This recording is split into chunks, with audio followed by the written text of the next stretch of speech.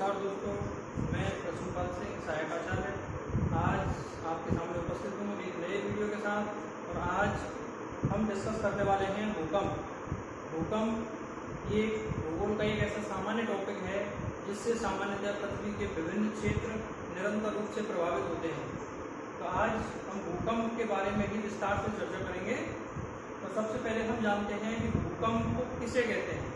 तो जैसा कि इस शब्द का अर्थ इस शब्द में ही छिपा हुआ है, भू माने पृथ्वी और कंप माने कंपन, अर्थात पृथ्वी का कंपन।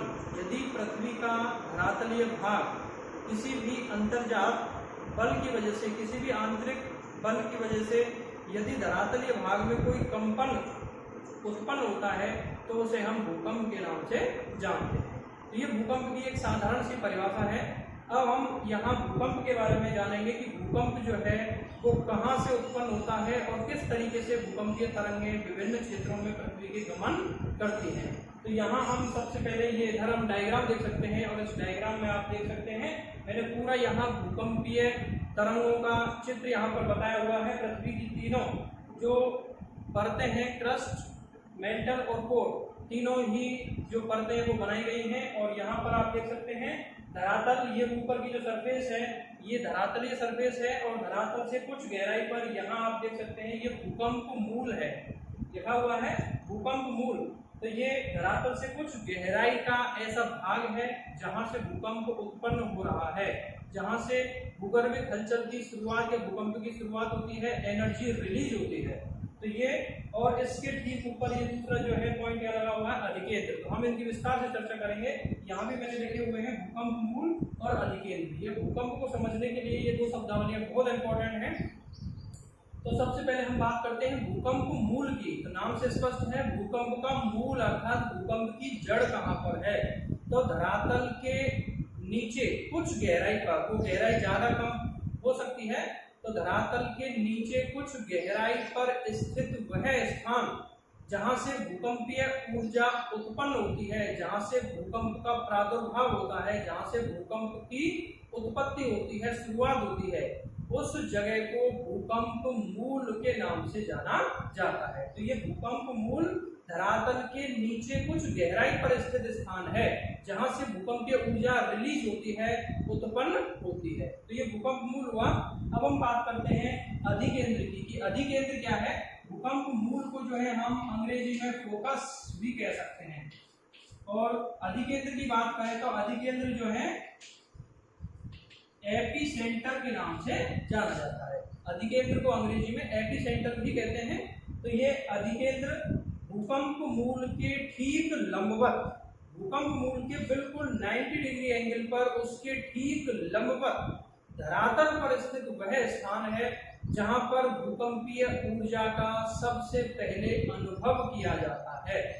तो भूकंप की जो ऊर्जा है वो तरंगों के रूप में चलती है और धरातल के नीचे कोई भी स्थान हो उसके सबसे सूक्ष्मतम दूरी, सबसे नजदीक वाला जो स्थान है वो 90 डिग्री एंगल पर होता है। और भूकंप मूल के 90 डिग्री के कोण पर धरातल पर स्थित वह स्थान जहां पर यह भूकंपीय ऊर्जा तरंगों के रूप में सबसे पहले पहुंचती है, उस स्थान को अधिकेंद्र कहा जाता है। तो ये अधिकेंद्र है। तो ये आप ध्यान रखेंगे कि भूकंप मूल धरातल से कुछ गहराई पर पृथ्वी के आंतरिक भाग में स्थित होता है, जबकि अधिकेंद्र धरातल पर स्थित बिंदु है जहां पर सबसे पहले भूकंप का अनुभव किया जाता है। तो ये दो शब्दावलियां थी। अब हम यहाँ पर बात करेंगे कि जो गहराई की बात है कि गहराई, तो गहराई के आधार पर यहाँ लिखा हुआ है गहराई के अनुसार भूकंप के प्रकार। तो भूकंप मूल कितना गहरा है, भूकंप की शुरुआत धरातल के नीचे कितनी गहराई पर हुई है, उस आधार पर हम भूकंप को 3 प्रकारों में डिवाइड कर सकते हैं, 3 प्रकारों में वर्गीकृत कर सकते हैं। यहाँ आप देख सकते हैं सबसे पहले लिखा हुआ है छिछले या सामान्य भूकंप, अर्थात कम गहराई वाले भूकंप। और इनकी गहराई 50 किलोमीटर तक होती है, अर्थात धरातल से 50 किलोमीटर तक की गहराई पर यदि भूकंप मूल है तो उस भूकंप को सामान्य भूकंप या कम गहरे भूकंप या छिछले भूकंप के नाम से जाना जाता है। तो छिछले या सामान्य भूकंप में वे सारे भूकंप शामिल किए जाते हैं जिनका भूकंप मूल धरातल से 50 किलोमीटर तक की गहराई में पाया जाता है। दूसरा बात करें हम मध्यम गहरे भूकंप, ये मध्यम गहराई वाले भूकंप हैं और इन भूकंपों में भूकंप मूल धरातल से 50 से लेकर के 250 किलोमीटर की गहराई में पाया जाता है। तो जिन भूकंपों का भूकंप मूल या जिन भूकंपों के भूकंप मूल की गहराई 50 किलोमीटर से अधिक लेकिन 250 किलोमीटर तक या 250 किलोमीटर से कम 50 से 250 किलोमीटर के बीच में होती है, उन भूकंपों को मध्यम गहराई वाले भूकंप की श्रेणी में शामिल किया जाता है।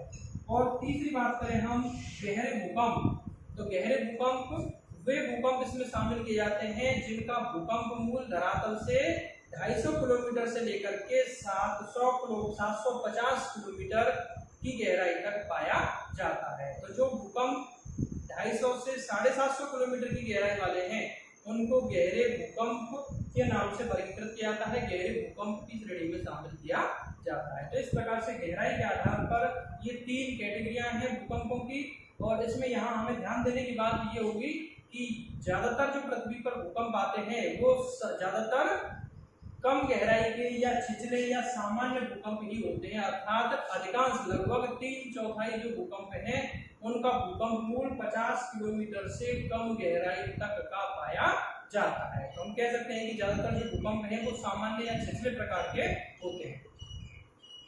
अब हम यहाँ पर बात करेंगे भूकंप की उत्पत्ति के कारणों की, कि भूकंप जो है वो उत्पन्न कैसे होते हैं या किन कारणों की वजह से पृथ्वी के आंतरिक भाग में हलचल शुरू होती है, जिस वजह से धरातलीय भाग कंपन करने लगता है और भूकंप का उत्पत्ति होती है, भूकंप शुरू होता है। तो यहाँ भूकंप उत्पत्ति के कुछ कारण यहाँ पर लिखे हुए हैं, तो आप देख सकते हैं। सबसे पहले है संतुलन मूलक भूकंप। संतुलन मूलक भूकंप अर्थात भू संतुलन में अव्यवस्था की वजह से भूकंप उत्पन्न होते हैं, उनको संतुलन मूलक भूकंप की श्रेणी में शामिल किया जाता है। हमारी जो पृथ्वी है, हम जानते हैं कि हमारी पृथ्वी के धरातल पर विविधताएं हैं, कहीं ऊंचाई वाले स्थान हैं, कहीं नीचाई वाले स्थान हैं, कहीं बहुत ऊंची ऊंची पर्वत चोटियां हैं, कहीं बहुत गहरे समुद्री इलाके भी हैं। तो ये जो पूरी पृथ्वी के विविधता युक्त धरातलीय क्षेत्र हैं, ये सभी क्षेत्र सामान्यतया भू-स्थैतिक अवस्था में हैं और अपनी संतुलन बनाए हुए हैं। लेकिन जब कभी इस संतुलन में अव्यवस्था उत्पन्न होती है, ये संतुलन भंग होता है, तो संतुलन को पुनः स्थापित करने के लिए धरातलीय भागों में संचलन होने लगता है, आंतरिक भागों में हलचल उत्पन्न होने लगती है। और यही कारण है कि ऐसी स्थिति में भूकंप का सृजन होता है। तो जिन भूकंपों के पीछे संतुलन मुख्य वजह है, अर्थात संतुलन में अव्यवस्था की वजह से जो भूकंप उत्पन्न होते हैं, उन भूकंपों को संतुलन मूलक भूकंप की कैटेगरी में शामिल किया जाता है। तो ये संतुलन मूलक भूकंप हुए।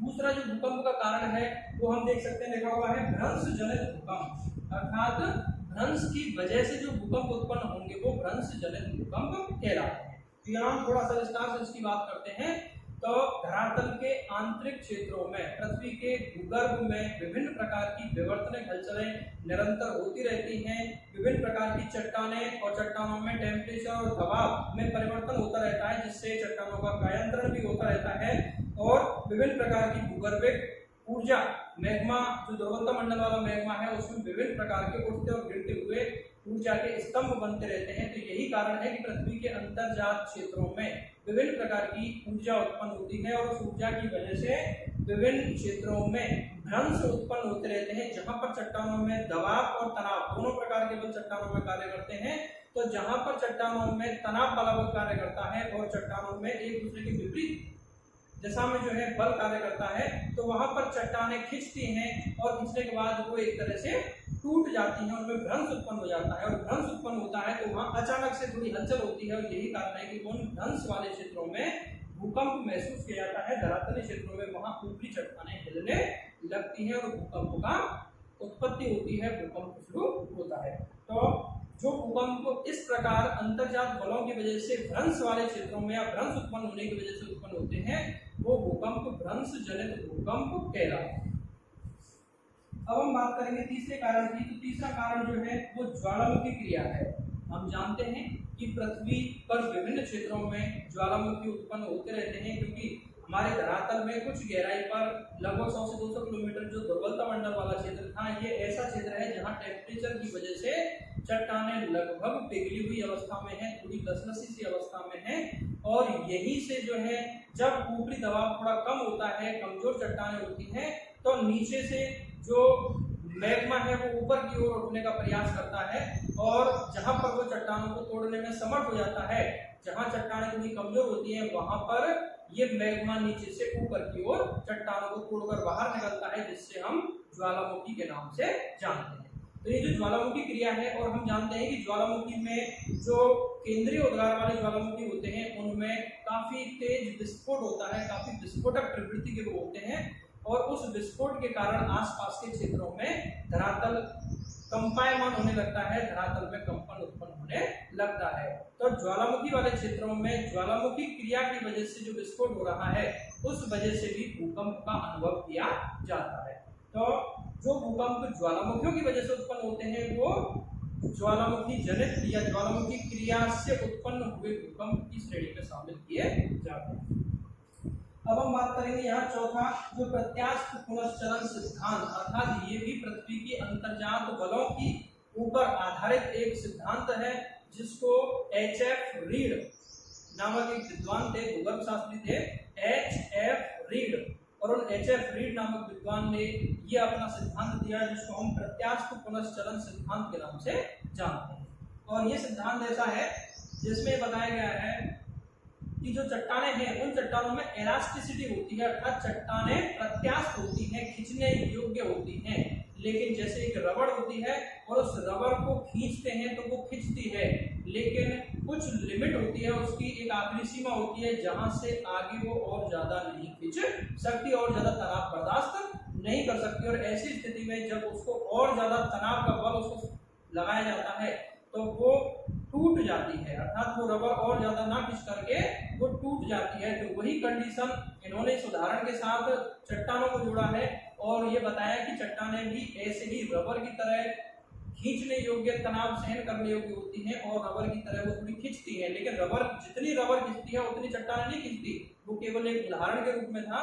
तो यहाँ चट्टानें, तनाव जब उन पर पड़ता है तो वो चट्टानें थोड़ी खींचती हैं और खींचने के बाद धीरे धीरे जब तनाव बल बढ़ता जाता है तो चट्टानों की खींचने की, प्रत्यास्थता की एक लिमिट होती है और जब तनाव का बल उस सीमा से ज्यादा हो जाता है तो चट्टानें टूट जाती हैं, उनमें भ्रंश पैदा हो जाते हैं। और जब चट्टानें टूटती हैं तो जैसे रबर टूटने के बाद में पुनः अपनी पूर्व स्थिति में आती है और पुनः सिकुड़ जाती है, ऐसे ही चट्टानें भी जब टूट जाती हैं, जब वो दरार पड़ जाती है तो वो चट्टानें फिर से पुनः पूर्व स्थिति में आने का प्रयास करती हैं, फिर से अचानक से सिकुड़ती हैं और अचानक सिकुड़ने की वजह से वहां पर भूकंप उत्पन्न होता है, वहां पर ऊपरी चट्टानें हिलती हैं, भूकंप का उद्भव होता है। तो ये जो सिद्धांत था H.F. रीड ने दिया, तो ये भी अंतर्जात बलों के ऊपर निर्भर है। अंतर्जात बलों की वजह से इस प्रकार के तनाव और दबाव मूलक बल विभिन्न स्थानों में काम करते रहते हैं और उस तनाव मूलक बल की वजह से ही यहाँ पर चट्टानें टूटती हैं, टूटने की वजह से भूकंप उत्पन्न होता है। और अगर हम बात करें प्लेट विवर्तनिकी, जो वर्तमान सिद्धांत है, जिसको मैंने कुछ दिन पहले जो है वीडियो में यहाँ आपको बताया था, समझाया था कि हमारी जो पृथ्वी है उस पर विभिन्न प्लेटें पाई जाती हैं और प्लेटें गतिशील हैं और प्लेटों के 3 प्रकार के किनारे मैंने बताए थे। तो वही चीज यहाँ पर है भूकंप के संदर्भ में भी, कि जो प्लेटें हैं उन प्लेटों के किनारे ही इंपॉर्टेंट हैं। मैंने वहां भी बताया था कि जो प्लेटें हैं उन प्लेटों में जो विनाशी किनारा है, तो जब प्लेटें आपस में गति करती हैं और एक दूसरे से टकराती हैं तो जो विनाशी किनारा बनता है, उस विनाशी किनारे पर प्लेटों की टकराहट होने और एक जो भारी प्लेट है उसका क्षेपण होने की वजह से मैग्मा उत्पन्न होता है और उस टक्कर की वजह से वहां भूकंप की उत्पत्ति होती है, वहां पर चट्टानें कंपन करने लगती हैं, भूकंप उत्पन्न हो जाता है। तो इस प्रकार से ये प्लेट विवर्तनिकी है और यही कारण है कि विश्व में ज्यादातर जो भूकंप हैं वो विनाशात्मक प्लेट किनारों पर ही पाए जाते हैं। लगभग 70% जो भूकंप हैं वो विनाशात्मक प्लेट किनारों पर ही पाए जाते हैं। तो भूकंप की उत्पत्ति में प्लेट विवर्तनिकी सबसे इंपॉर्टेंट कारण है, जिससे हम भूकंप की उत्पत्ति को आसानी से समझ सकते हैं, आसानी से जान सकते हैं। तो ये भूकंप उत्पत्ति के सामान्य से कारण थे। अब हम बात करेंगे भूकंप की तरंगे, जो यहाँ डायग्राम में बाकायदा बताया हुआ है, और इसको भी विस्तार से आपको समझाऊंगा कि भूकंप जब उत्पन्न होता है तो भूकंप की जो ऊर्जा है वो 3 तरंगों के रूप में निकलती है। तरंगों के रूप में वो जो तरंगे हैं वो अधिकेंद्र से चल करके पृथ्वी के आंतरिक और धरातलीय क्षेत्रों से गमन करते हुए विभिन्न दूरस्थ स्थानों तक जाती हैं, और विभिन्न दूरस्थ स्थानों तक वो भूकंप महसूस किया जाता है। तो भूकंप की जो तरंगे हैं प्रमुख रूप से 3 प्रकार की तरंगे हैं भूकंप की, ये यहाँ पे लिखी हुई है, पी तरंग, एस तरंग और एल तरंग। पी तरंग का मतलब primary wave, P means primary, तो प्राइमरी का पी है प्राथमिक तरंग, हिंदी में इसको प्राथमिक तरंग कह सकते हैं, और इंग्लिश में इसको प्राइमरी वेव के नाम से जाना जाता है। तो ये प्राइमरी वेव है। प्राइमरी वेव इसलिए कह रहे हैं क्योंकि किसी भी क्षेत्र में सबसे पहले यही तरंगें अनुभव की जाती है, सबसे पहले पी तरंगें ही पहुंचती हैं, और पी तरंगों के सबसे पहले पहुंचने का कारण यह है कि इन तरंगों की गति सबसे तीव्र होती है। ये तरंगें सबसे तेज गति से गमन करती हैं, लगभग 6 से 7 किलोमीटर प्रति सेकंड की गति से इनकी गति होती है। तो ये पी तरंगें सबसे तीव्रगामी है, इसीलिए किसी भी स्थान पर सबसे पहले यही तरंगें अनुभव की जाती है, और यही वजह है कि इसको प्राथमिक तरंगों के नाम से जाना जाता है। ये जो प्राथमिक तरंगें हैं, ये प्राथमिक तरंगों में जो तरंग के कण हैं वो ध्वनि तरंगों के समान होती है। प्राथमिक तरंगें ध्वनि तरंगों के समान है, जैसे ध्वनि हमारी आवाज की जो तरंगें हैं, इन आवाज की तरंगों में जो कण हैं वो तरंग की दिशा में आगे पीछे गति करते हैं, अर्थात अनुदैर्घ्य रूप से गति करते हैं। इसीलिए पी तरंगों को अनुदैर्घ्य तरंगें भी कहा जाता है। तो इसमें ध्वनि तरंगों की तरह कणों की गति तरंग की दिशा में ही आगे पीछे होती है, तरंग की दिशा में ही ये आगे पीछे की ओर गति करते हैं। और पी तरंगों की विशेषता ये है कि ये पी तरंगें ठोस, द्रव और गैस तीनों ही अवस्था की चट्टानों से, तीनों ही अवस्था के पदार्थों से गुजर सकती हैं। ये पी तरंगें पृथ्वी के आंतरिक क्षेत्रों में हर जगह से गमन कर सकती हैं। अब हम बात करते हैं एस तरंगों की। तो एस जो तरंगें हैं, जिसको हम सेकेंडरी वेव या हिंदी में द्वितीयक तरंगों के नाम से जानते हैं। ये द्वितीयक इसलिए क्योंकि पी तरंगों के बाद में ये किसी स्थान पर पहुंचती हैं, दूसरे स्थान पर ये पहुंचती हैं, इसलिए इसको द्वितीयक तरंगों के नाम से जाना जाता है। और एस तरंगों में जो कणों की गति है ये प्रकाश तरंगों की भांति होती है, और कणों की गति तरंग दिशा के समकोण पर होती है, अर्थात तरंग जैसे इधर गमन कर रही है तो इसमें कण ऊपर नीचे अर्थात अनुप्रस्थ रूप से गमन करते हैं, समकोण बनाते हुए गमन करते हैं। तो इसी वजह से एस तरंगों को अनुप्रस्थ तरंगें भी कहा जाता है। ये प्रकाश तरंगों की भांति है। और एस तरंगों की सबसे इंपॉर्टेंट विशेषता यह है कि ये केवल ठोस चट्टानों से होकर के ही गमन कर सकती हैं, ये द्रव चट्टानों से या पिघली हुई चट्टानों से होकर गमन नहीं करती हैं। द्रव अवस्था वाले पदार्थों में ये विलुप्त हो जाते हैं। और तीसरी तरंगों की बात करें हम, एल तरंग है। तो यहाँ एल तरंग को हम लैंड वेव्स या लॉन्ग वेव्स के नाम से भी जानते हैं। तो लैंड वेव मतलब धरातलीय तरंग है, और लॉन्ग वेव मतलब दीर्घ तरंग। तो ये चूंकि सबसे अधिक लंबाई वाला मार्ग तय करती हैं, सबसे अधिक लंबी दूरी का मार्ग में ये गमन करती हैं, इसलिए इनको लॉन्ग वेव कहते हैं। और चूंकि ये तरंगें यहाँ हम देख सकते हैं पृथ्वी के केवल ऊपरी धरातलीय क्षेत्र में ही गमन करती हैं, पृथ्वी के आंतरिक भागों में गमन नहीं करती हैं, इसीलिए इनको लैंड वेव्स, धरातलीय तरंगों के नाम से जाना जाता है। ये एल तरंगें केवल धरातल के ऊपरी सरफेस वाले क्षेत्रों में ही गमन करती हैं, इसलिए सबसे लंबी दूरी का मार्ग तय करती हैं। और ये एल तरंगें सबसे ज्यादा विनाशकारी होती हैं। एल तरंगों में जो कणों की गति है वो जिगजैग होती है। जिगजैग मींस आड़े तिरछे होती है, ना तो समकोण के रूप में ना ही अनुदैर्घ्य रूप में होती है। ये जिगजैग अर्थात आड़े तिरछे रूप में इनमें कणों की गति होती है। यही कारण है कि सबसे ज्यादा तेज कंपन एल तरंगों से ही उत्पन्न होता है, और सबसे ज्यादा विनाशकारी यही तरंगें मानी जाती हैं।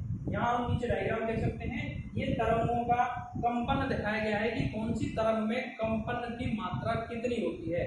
तो यहाँ हम देख सकते हैं पी तरंग में ये ऊपर नीचे थोड़ा कम है, अर्थात यहाँ कंपन कम है। सबसे धीमा जो कंपन है पी तरंग में होता है, अर्थात पी तरंगें जब किसी स्थान पर पहुंचती हैं तो भूकंप का जो अनुभव है, तो भूकंप की कंपन सबसे धीमा महसूस किया जाता है। इसके बाद में कुछ समय अंतराल बाद एस तरंगें उस स्थान पर पहुंचती हैं और एस तरंगों का जो कंपन है आप देख सकते हैं पी तरंगों की तुलना में काफी ज्यादा होता है। तो एस तरंगों से ज्यादा कंपन होता है पी तरंगों की तुलना में। तो भूकंप का जो दूसरा झटका है, सामान्यतः भूकंप की 3 तरंगों से किसी स्थान पर 3 लगातार झटके आते हैं और वो 3 जो कंपन है उसमें सबसे पहला जो पी तरंग वाला कंपन है वो सबसे धीमा, सबसे हल्का कंपन होता है। उसके बाद में एस तरंग का जो कंपन है वो एस तरंग का कंपन तुलनात्मक रूप से पी तरंग से काफी अधिक ताकतवर होता है, काफी अधिक तीव्र होता है। और इसके बाद हम देख सकते हैं एस तरंग के कुछ अंतराल बाद एल तरंगें उस स्थान पर पहुंचती हैं और एल तरंगें और ज्यादा तीव्र कंपन उत्पन्न करती है, सबसे ज्यादा भयानक कंपन उत्पन्न करती हैं। तो यहाँ आप देख सकते हैं एल तरंगों का कंपन सबसे ज्यादा होता है, सबसे अधिक खतरनाक यही तरंगें मानी जाती हैं। यहाँ एस तरंगें उनकी गति की मैं बात कर लेता हूँ। तो जहाँ पी तरंगों की गति 6 से 7 किलोमीटर प्रति सेकंड थी, वहीं एस तरंगें लगभग 3 से 4 किलोमीटर प्रति सेकंड की गति से गमन करती हैं और एल तरंगें 3 किलोमीटर से कम, लगभग 3 किलोमीटर या 3 किलोमीटर से कम प्रति सेकंड की गति से धरातलीय क्षेत्रों में गमन करती हैं। तो ये भूकंप की विभिन्न तरंगें और उन तरंगों की विशेषताएं थी। यहाँ हम डायग्राम में थोड़ा सा समझेंगे इनको कि ये भूकंप मूल दिखाया हुआ है और ये उसका अधिकेंद्र है। तो भूकंप मूल से जो ऊर्जा है सबसे पहले अधिकेंद्र पर पहुंची और अधिकेंद्र से फिर ये ऊर्जा विभिन्न तरंगों के रूप में पृथ्वी के विभिन्न क्षेत्रों में गमन करती है और अधिकेंद्र पर सबसे ज्यादा तीव्र कंपन होता है क्योंकि सबसे ज्यादा ऊर्जा अधिकेंद्र पर ही जाकर के ताकतवर होती है और अधिकेंद्र पर सबसे तीव्र कंपन आता है। और जैसे जैसे अधिकेंद्र से क्रमशः दूर होते चले जाते हैं, इस अधिकेंद्र से क्रमशः जितना दूर हम जाएंगे क्योंकि उतनी ही दूरी बढ़ती चली जाती है, इसलिए इन तरंगों की ताकत भी कम होती चली जाती है। और यही कारण है कि भूकंप का अधिकेंद्र जो है वो सबसे ज्यादा खतरनाक कंपन वाला स्थान होता है और भूकंप अधिकेंद्र से जितनी ज्यादा दूरी बढ़ती चली जाती है कंपन की तीव्रता क्रमशः कम होती चली जाती है। अब तो यहाँ हम देख सकते हैं एल तरंगें धरातलीय भाग से गमन कर रही हैं, केवल धरातलीय क्षेत्र में ही एल तरंगें चल रही हैं, पृथ्वी के आंतरिक क्षेत्र में कोई एल तरंग नहीं होती है। और यहाँ हम देख सकते हैं ये जो मैंने बनाए हैं ये पी और एस, ये लिखा हुआ है, ये पी और एस तरंगें हैं। तो पृथ्वी के आंतरिक क्षेत्र में ये भूपरपटी और ये मेंटल या प्रावार, दूसरी जो परत है मेंटल या प्रावार की, तो पी और एस तरंगें प्रावार के पूरे हिस्से में पाई जाती हैं। अर्थात दूसरी जो मेंटल की परत है उस मेंटल परत में पी और एस दोनों ही प्रकार की तरंगें पाई जाती हैं। और वहीं हम बात करें आगे तो यहाँ जो तीसरी पृथ्वी की परत है जिसको हम कोर या भूक्रोड़ के नाम से जानते हैं, उस क्रोड़ में केवल पी तरंगें हैं, लिखा हुआ है ये क्रोड़ में केवल क्या है, पी तरंगें हैं। और पी तरंगें हैं, एस तरंगें यहाँ बिल्कुल नहीं पाई जाती। तो पृथ्वी के अंतरतम या पृथ्वी का जो सबसे आंतरिक तीसरी परत है जिसको हम कोर कहते हैं, उस कोर में एस तरंगें विलुप्त हो जाती हैं। और इसका कारण यह है कि इस कोर या भूक्रोड़ का जो ऊपरी भाग है जिसको हम बाह्य क्रोड़ कहते हैं, वो बाह्य क्रोड़ पिघली हुई अवस्था में माना जाता है। और बाह्य क्रोड़ पिघली हुई अवस्था में है, इसी वजह से इस क्रोड़ के अंदर एस तरंगें प्रवेश नहीं करती हैं। एस तरंगें केवल इस क्रोड़ की सीमा तक ही जाती हैं, उससे आगे एस तरंगें प्रवेश नहीं करती हैं। फिर आगे केवल आंतरिक क्षेत्र में क्रोड़ परत में केवल पी तरंगें ही प्रवेश करती हैं। तो यहाँ हम देख सकते हैं कि ये जो एस तरंग है, एस तरंग इस कोर के ऊपरी भाग केवल कोर की सीमा से होकर के जा रही है और वो कहां तक पहुंचती है, 120 डिग्री। इस चीज को थोड़ा समझें कि ये 120 डिग्री अधिकेंद्र से स्टार्ट हुआ है, ये अधिकेंद्र है, यहां से हम इसका कोण माप रहे हैं तो 120 डिग्री और ऐसे ही इधर भी 120 डिग्री। तो आप देख सकते हैं भूकंप के अधिकेंद्र से 120 डिग्री तक पी और एस दोनों ही तरंगें पाई जाती हैं। भूकंप की पी और एस दोनों ही तरंगें 120 डिग्री तक पाई जाती हैं। और 120 डिग्री से आगे हम देखें तो इस इलाके में और यहाँ से पूरे इस क्षेत्र में, और ये लिखा हुआ 120 डिग्री से आगे इधर और ये 120 डिग्री से, तो 120 डिग्री से आगे का जो क्षेत्र है वो पूरा का पूरा एस तरंगों से रहित है, वहां पर कोई एस तरंग नहीं पाई जाती। इसीलिए इस पूरे क्षेत्र को 120 डिग्री से आगे का जो पूरा क्षेत्र है उसको एस तरंगों का छाया क्षेत्र कहा जाता है। तो ये एस तरंगों का छाया क्षेत्र है। अर्थात यहाँ पर एस तरंगें नहीं पाई जाती। और उसकी जो वजह है मैंने बता दी, एस तरंगों को यदि 120 डिग्री से आगे के क्षेत्र में यदि जाना है तो उसको कोर के अंदर से होकर जाना पड़ेगा।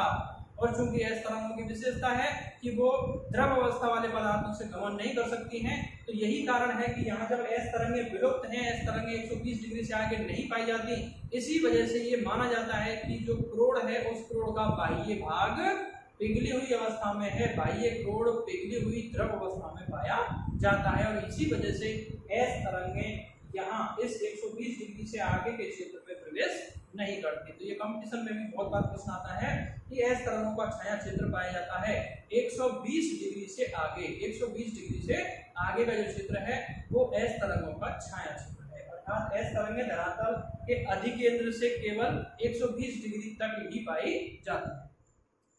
अब हम यहाँ पर देखेंगे 120 डिग्री से आगे, और ये मैंने 143 डिग्री लिखा हुआ है दोनों ही तरफ, 120 डिग्री से आगे। और ये जो लाइनें खींची हुई हैं आप देख सकते हैं, ये लाइनें खींच करके मैंने ये P का छाया क्षेत्र दिखाया हुआ है।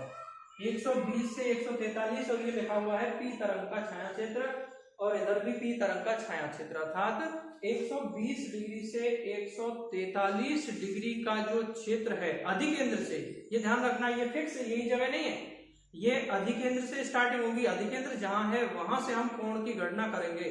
तो अधिकेंद्र से 120 डिग्री से 143 डिग्री के बीच वाले इलाकों में P तरंग भी नहीं पाई जाती। एस तो नहीं पाई जा रही, एस तो है ही नहीं 120 से आगे, लेकिन 120 से 143 डिग्री के बीच में P तरंग भी विलुप्त होती है, P तरंग भी नहीं पाई जाती। इसी क्षेत्र को P तरंग का छाया क्षेत्र कहा जाता है। अब हम बात करेंगे कि ऐसा क्यों हुआ कि हालांकि P तरंग तो हर अवस्था वाले पदार्थ से गमन करती है, लेकिन यहाँ इस क्षेत्र में P तरंग क्यों नहीं पाई जाती, तो उसकी हम यहाँ चर्चा करेंगे। तो देखिए यहाँ 120 से 143 डिग्री तक का जो क्षेत्र है वो P तरंग से क्यों छूटा। तो देखिए यहाँ पर जब P तरंग आती है तो जो इसके सरफेस से गुजर रही है, जो क्रोड़ के ऊपरी सीमा से होकर गुजरती है तरंग, वो 120 डिग्री तक पहुंचती है।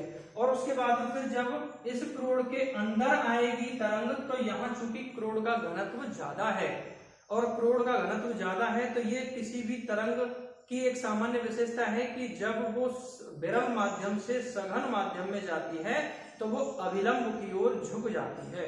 तो वही चीजें यहाँ पर है कि जब ये P तरंग भूक्रोड़ में प्रवेश करती है तो चूंकि मेंटल की तुलना में क्रोड़ का घनत्व अचानक बढ़ता है, तो विरल से सघन माध्यम में जाने पर ये P तरंग अभिलंब की ओर मुड़ जाती है। तो यहाँ पहुंचने पर, यहाँ से आगे क्रोड़ में प्रवेश करने पर ही ये अभिलंब की ओर मुड़ती है, और यहाँ अभिलंब की ओर मुड़ती है, केंद्र तक अंदर की तरफ जाती है, और उसके बाद वो फिर बाहर की ओर निकलती है। तो यहाँ से फिर ये बाहर की ओर, क्योंकि केंद्र पर सबसे ज्यादा घनत्व है और केंद्र के बाद में फिर घनत्व क्रम से कम होता है, तो ये तरंग अभिलंब से दूर हटती है, और इस प्रकार से ये आगे पहुंचते हुए और फिर ये 143 डिग्री पर जाकर के ही पहुंचती है। तो वो घनत्व में भिन्नता की वजह से जब P तरंग अभिलंब की ओर झुकती है तो उसकी वजह से 120 से 143 डिग्री वाला जो क्षेत्र है वो बीच में रह जाता है। यदि क्रोड़ का घनत्व भी समान रहा होता, अर्थात मेंटल और क्रोड़ के घनत्व में कोई अंतर नहीं होता, लगभग समान रूप से घनत्व होता, तो ये P तरंग का छाया क्षेत्र नहीं बनता। तो इसकी मुख्य वजह यह है कि क्रोड़ का घनत्व अधिक होने की वजह से P तरंगें अभिलंब की ओर झुकती हैं, और उस झुकाव की वजह से ही 120 से 143 डिग्री तक का जो क्षेत्र है वो छूट जाता है, और इस प्रकार से P तरंग का छाया क्षेत्र उत्पन्न होता है।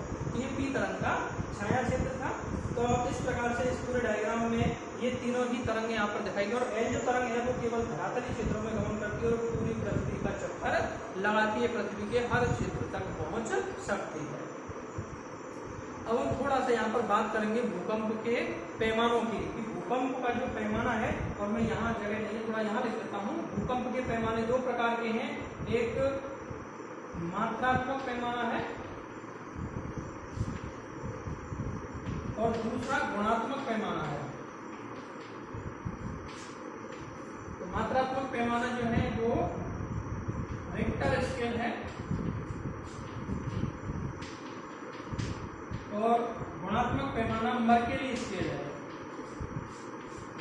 ये दो पैमाने हैं, अर्थात भूकंप को मापने के दो पैमाने हैं, दो तरीके के पैमाने हैं।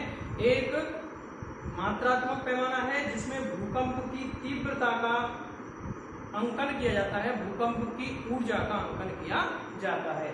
और मात्रात्मक पैमाना रिक्टर स्केल या रिचर स्केल है, जो विद्वान रिक्टर या रिचर के नाम पर इसका स्केल का नाम है रिक्टर पैमाना।